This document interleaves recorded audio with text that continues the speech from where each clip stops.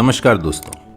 आज मैं आपको सुनाने जा रहा हूं रविंद्रकांत त्यागी जी की कहानी दूसरा पड़ाव। शाम के 5 बजते ही आसमान में एकदम अंधेरा सा छा गया था। लगता था तेज आंधी या बरसात आने वाली है। घुमड़ घुमड़ कर काली घटाएं आसमान पर चढ़ी जा रही थी। पंछियों के झुंड किसी आपदा की आशंका से समूह बनाकर आकाश में उड़ने लगे थे। एक रोटी और लाऊं क्या साहब? शकुंतला ने रसोई से अपने साहब को आवाज लगाई। नहीं, मेरा हो गया है, बस एक गिलास पानी दे जाओ और सुनो, जल्दी से तुम भी खाना खा लो और निकल जाओ, मौसम खराब होने वाला है। अभी कैसे जाऊंगी साहब? अभी बर्तन साफ करना है, फिर सफाई करनी है साहब, और खाने का क्या है साहब? 2 रोटी पल्लू में बांध कर ले जाऊंगी, घर जाकर खा लूंगी साहब। अरे बर्तन वर्तन सुबह कर लेना शकुंतला, देख नहीं रही हो तेज आंधी आने वाली है, बारिश भी होगी शायद, फिर कैसे जाओगी इतनी दूर? कभी सर्दी है, कभी बारिश है, कभी लू के थप्पड़ है, रोज का है ना साहब। जिंदगी है, जिंदगी में ऐसा होता ही रहता है बाप। कभी सब कुछ है, कभी कुछ भी नहीं। अभी चली जाऊंगी मैं, अपना फोन घर पे इंतजार कर रहा है, खाली खोली में जाकर सोना ही पड़ना है ना साहब। शकुंतला ने कुछ अजीब से स्वर में कहा। सुनो शकुंतला, तुम अकेली रहती हो, तुम्हें डर नहीं लगता? डर? डर कैसा साहब? है क्या मेरे पास जिसे कोई लूट कर ले जाएगा? सब कुछ तो छीन लिया साहब ऊपर वाले ने। किससे डरूं, किससे शिकायत करूं साहब? उसकी लाठी में तो आवाज भी नहीं होती। सब कुछ लूट कर ले गया निर्मोही। शकुंतला ने ठंडी आह लेते हुए कहा। शकुंतला, तुम भगवान को मानती हो? भगवान से तो दोस्ती है मेरी साहब। वो मेरे साथ ठिठोली करता रहता है और मैं हंसती रहती है, चिढ़ाती रहती हूँ भगवान को, कर ले जो करना है। मेरे आंसू निकाल कर दिखा मेरे बाल सखा। देखो, आंधी के साथ तेज बारिश शुरू हो गई है, थोड़ी देर से देखते हैं। नहीं रुकोगी तो मैं तुम्हें अपनी गाड़ी से छोड़ दूंगा। सुनो, ठंडा सा मौसम हो गया है, 2 कप कॉफी बना लो, तुम भी पी लेना। फिर थोड़ी देर रुककर दोबारा बोले, बड़ा दर्द है तुम्हारी हंसी में शकुंतला। तुमने कभी बताया नहीं तुम अकेली क्यों हो, कहाँ गए तुम्हारे घर के सब लोग? तुम हमेशा से अकेली हो या कोई हादसा हुआ था? हादसे हैं साहब। मेरे जैसों के लिए जिंदगी भी एक हादसा ही है। वो एक गहरी निश्वास लेकर शांत हो गई, फिर शून्य में देखती हुई खोई सी आवाज में बोलने लगी। हम गांव में रहते थे साहब, रूखी सूखी खाकर भी चैन की बंसी बजाते थे। किसी रात को पूरे परिवार को भूखा ही सोना पड़ता था।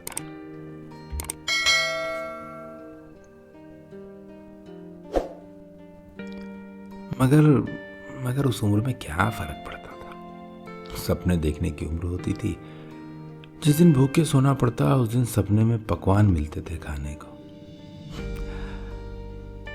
फिर 14 बरस की उम्र में घर वालों ने मेरा ब्याह कर दिया।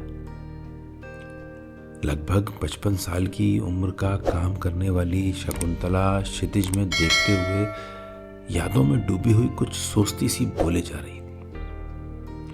मजबूत कदकाठी और तपे हुए तांबे के रंग वाली शकुंतला के चेहरे पर जहां एक और विपदाओं से लड़ने की और जिंदगी के उतार चढ़ाव झेल जाने की दृढ़ता का भाव था, वहीं दूसरी तरफ किसी आदिवासी समाज से निकली छोटी सी बालिका वाली सरलता और भोलापन। उसकी आंखों में एक बालक जैसी चंचलता और उतावलापन सा परिलक्षित होता था। सामान्यतः वो कभी उदास या चिंतित दिखाई नहीं देती थी, बस अपने काम में जुटी रहती और यदा कदा अपने साहब से भी, जिनके यहाँ वो काम करती थी, मजाक करने का दुस्साहस कर लिया करती। साहब, आपको मेम साहब कैसे संभालती होगी? आपको तो टूथ ब्रश भी पेस्ट पे लगा के देना पड़ता है साहब। साहब, भगवान का शुक्र करो कि आपको ना मेरे जैसी काम वाली बाई मिल गई, नहीं तो कौन संभालता आपको। मेरा मर्द कहता था, ज़्यादा पढ़े लिखे लोग की खोपड़ी वैसी हो जाती है। ज़्यादा पढ़े लिखे आदमी की खोपड़ी कैसी हो जाती है शकुंतला? साहब, अभी आपके सामने नहीं बोल सकते, पर वो कहता था कि ज़्यादा ऊंची पढ़ाई करने से खोपड़ी उल्टी हो जाती है। ये कहकर वो दांतों में पल्लू दबाकर हंस देती। अच्छा, अब चक चक बंद कर और काम निपटा, मुझे भी कुछ लिखना है। मगर आज मानो रिटायर्ड सेनाधिकारी उसके साहब ने उसकी दुखती रग को छेड़ दिया था। कॉफी बनाते हुए यादों के समंदर में डूबते उतरते उसने आंखों में भराए सैलाब को अपनी धोती के पल्लू से पोंछ लिया और स्वर को सहज सा करते हुए दोबारा बोलने लगी। जैसे हम गरीब थे, वैसे ही मेरी ससुराल वाले भी गरीब थे। मेरे ससुर एक किसान के यहाँ मेहनत मजदूरी करके पूरे परिवार का पेट पालते थे साहब। फिर मेरी शादी के बाद हल्दू भी उसी किसान के यहाँ मजदूरी करने लगा। वैसे पढ़ा लिखा था मेरा मर्द, आपके जितना तो नहीं, पर 8वीं जमात पास की थी उसे, पर बहुत मेहनती था साहब। जब किसान ने ट्रैक्टर खरीदा तो अभी हल्दू कहाँ से आ गया बीच में शकुंतला? हल्दू कौन था? कहीं से आया नहीं साहब, उससे बकायदा मेरे 7 फेरे पड़े थे, मर्द था मेरा। शकुंतला ने इस उम्र में भी शर्माते हुए कहा और फिर एक अल्प विराम के बाद दोबारा बोलने लगी। 8-8 घंटे खेत में ट्रैक्टर चलाता था हल्दू, खूब मेहनत करता तो किसान भी खुश होकर उसको इनाम देता। कभी मेरे लिए कोई पुरानी साड़ी, कभी धड़ी भर अनाज या खेत में उतरी हुई सब्जियां, गुड़ या भुट्टे। हमारी बीरदारी के ही एक चाचा शहर में नौकरी करते थे, उनने मेरे आदमी का सरकारी फॉर्म भरवा दिया। हम वो है ना साहब, क्या है वो, ST ऐसा ही कुछ होता ना साहब। अच्छा, ST यानी शेड्यूल ट्राइब।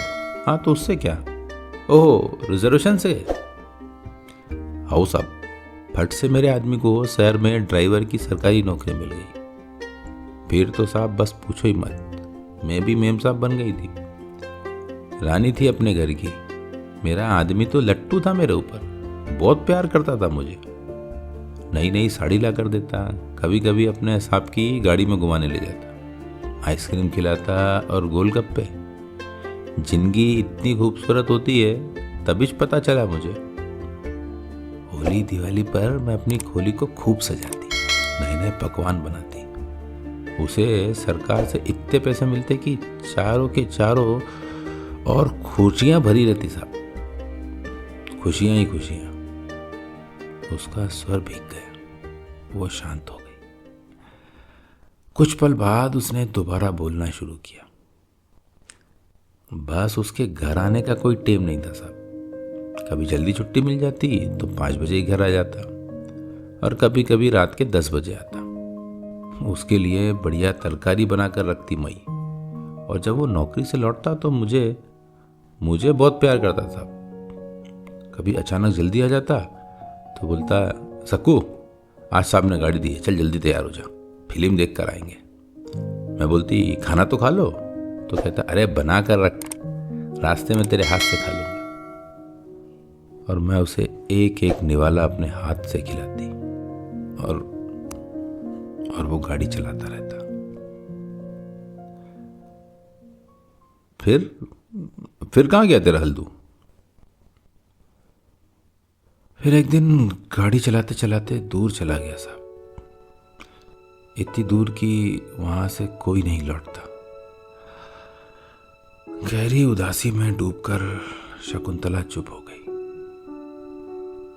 उफ, वेरी सैड। रेलवे ट्रैक पर गाड़ी बंद पड़ गई थी साहब। हल्दू और उसका साहब दोनों एक ठंडा सन्नाटा दोनों के बीच आसन जमाकर पसर गया था। रिटायर्ड सेनाधिकारी चंद्रशेखर राव बिना पलके झपकाए पाषाण हृदय की कोमलांगी नारी की आंखों में देख रहे थे, मानो आपदाओं के थपेड़ों ने उस प्रस्तर शिला को और मजबूत कर दिया था। और शकुंतला नजरें झुकाए हुए जैसे किसी अतीत के सुदूर बियाबान में खो गई थी। फिर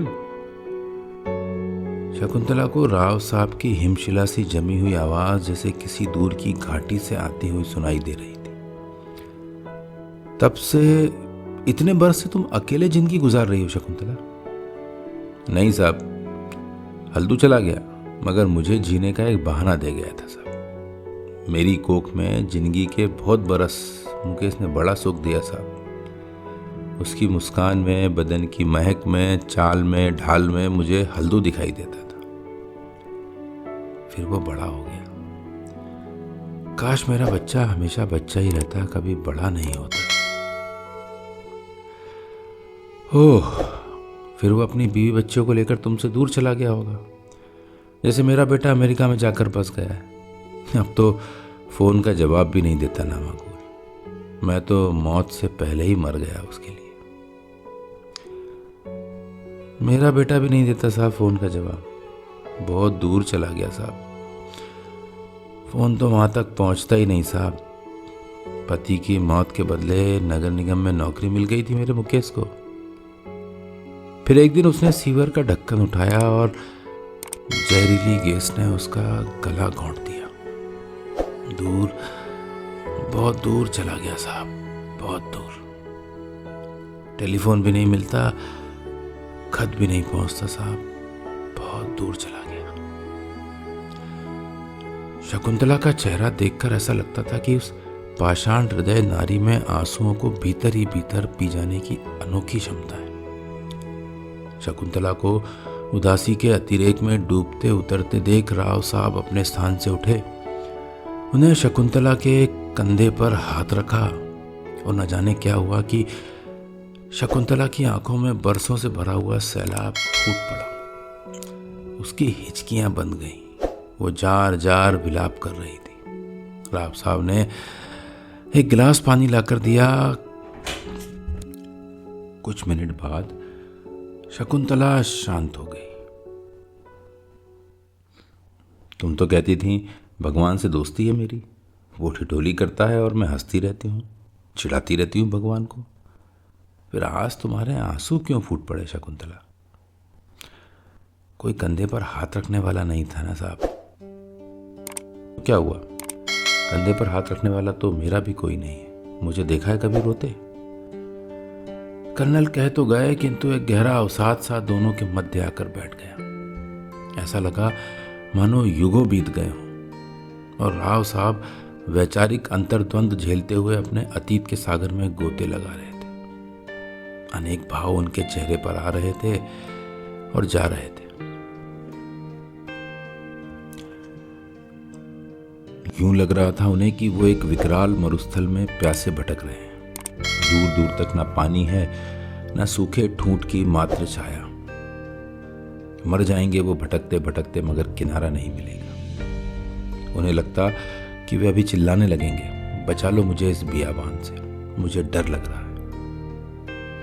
देखो यहां कोई मेरी आवाज सुनने वाला नहीं, अकेला हूं मैं, एकदम अकेला। शकुंतला कुछ पल अनमनी सी उनकी ओर देखती रही, फिर कॉफी के झूठे कप उठाकर किचन में चली गई। बारिश अब थम सी गई थी। थोड़ी देर में शकुंतला पल्लू से हाथ पोंछते हुए रसोई से बाहर निकली तो राव साहब जैसे के तैसे अपने स्थान पर बैठे हुए थे। जब मैं बीमार हो गया था तो तुम 14 घंटे मेरी देखभाल करती रही। उन्होंने किसी सुरंग से निकलती हुई गूंजती सी आवाज में कहना शुरू किया। कहीं कहीं मैं भूखा ना रह जाऊं ये सोचकर ना तुम रिश्तेदारों के यहाँ शादियों में गई, ना अपने घर पर तीज त्योहार मना पाई। तुमने बस एक छोटी सी सैलरी पर अपना जीवन इस रिटायर हो गए बूढ़े पे खर्च कर दिया शकुंतला। क्या तुम्हें नहीं लगता कि इसमें भी नियति का कोई संदेश छुपा हुआ है, या पूर्व जन्म का कोई रिश्ता? मैं निकल रही हूँ साहब, बारिश भी अब रुक गई है। कभी कभी सोचता हूँ तुम मेरे जीवन में नहीं आई होती तो मैं इस अकेलेपन को झेल नहीं पाता और बरसों पहले मर गया होता। सुबह जल्दी आऊंगी साहब, अभी बूंदें कम है, तेज हो गई तो। मत जाओ शकुंतला, मत जाओ, उन्होंने निर्विकार भाव से कहा। क्या क्या कहते हो साहब, ऐसा कैसे? आज आप कुछ परेशान से लग रहे हो। यहीं रह जाओ ना शकुंतला, हमेशा के लिए। देखो देखो मैं कितना अकेला हूं, और तुम भी तो अकेली हो। आ जाओ शकुंतला, जिंदगी का बाकी सफर मिलकर काटेंगे। क्या बात करते हो मद्रासी बाबू, लोग क्या कहेंगे? ये दुनिया है, समाज है, मेरी खोली, मेरे पड़ोसी, कहीं कुछ नहीं है।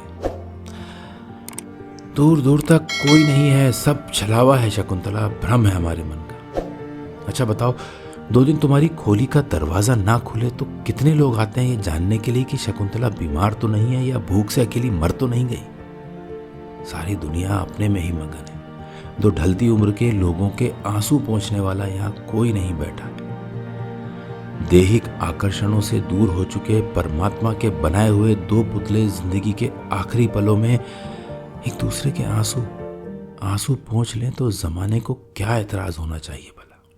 और फिर किसे फुर्सत है तुम्हारी आंखों से बहते सैलाब और मेरे हृदय के जख्मों से रिसते हुए लहू को देखने की? इस महानगर की दौड़ती भागती जिंदगी में कौन किसको देख रहा है? जिंदगी की शाम है, चलो चलो आखिरी 2 कदम मिलकर साथ चलते हैं। शकुंतला वहीं मुख्य द्वार के निकट दीवार से लगी कुछ सोचती रही, फिर दीवार पर कमर लगाए हुए नीचे खसक गई। धीरे से भूमि पर बैठ गई। उसने अपना चेहरा अपनी कोहनियों से ढककर घुटनों पर टिका लिया। उठो उठो शकुंतला, अपना घर संभालो। तुम्हारे बिना तो अब मैं जिंदगी के 4 कदम भी तय नहीं कर पाऊंगा। कर्नल ने शकुंतला का हाथ पकड़कर उठाते हुए कहा, और शकुंतला कर्नल के साथ चल पड़ी। बस इतना सा ही था आज का ये किस्सा। रेडियो सेज 89.6 FM पर आपसे रूबरू है शो किस्से जिंदगी के विद नितिन राठौर। किस्से जो हौले से छू जाएं मन के हिस्से।